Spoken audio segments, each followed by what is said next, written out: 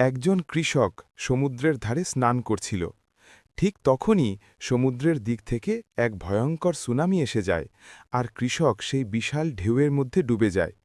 সমুদ্রের ঢেউ কৃষককে ভাসিয়ে নিয়ে যায় এক রহস্যময় দ্বীপে, যেখানে সবকিছুই পৃথিবীর অন্য সব জায়গা থেকে একেবারে আলাদা। কৃষক সেই দ্বীপের এক তীরে এসে পড়ে। যখন তার চোখ খুলে যায়, সে ভয় পেয়ে যায়। চারপাশে তাকিয়ে দেখে, তার ছাড়া সেখানে আর কেউ নেই। এখন কৃষকের সামনে রয়েছে এক বিশাল ঘন জঙ্গল। কৃষকের খুব ক্ষুধা লাগে, তাই সে জঙ্গলের ভেতর খাবারের সন্ধানে হাঁটতে শুরু করে। জঙ্গলে ঢুকে সে দেখে সেখানে খুব ছোট ছোট অদ্ভুত প্রাণীরা ঘুরে বেড়াচ্ছে। কৃষক ধীরে ধীরে জঙ্গলের আরও গভীরে এগিয়ে যায়। হঠাৎ তার পা এক বড়সড় ডিমের উপর পড়ে, আর ডিমটি ফেটে যায়। কৃষক হোঁচট খেয়ে সেই ডিমের ভেতরেই পড়ে যায়। সে অনেক কষ্টে ডিম থেকে বেরিয়ে আসে। বেরিয়েই তার চোখ পড়ে এক বিশাল টিকটিকির ওপর, যে মাটিতে ঘুমিয়েছিল।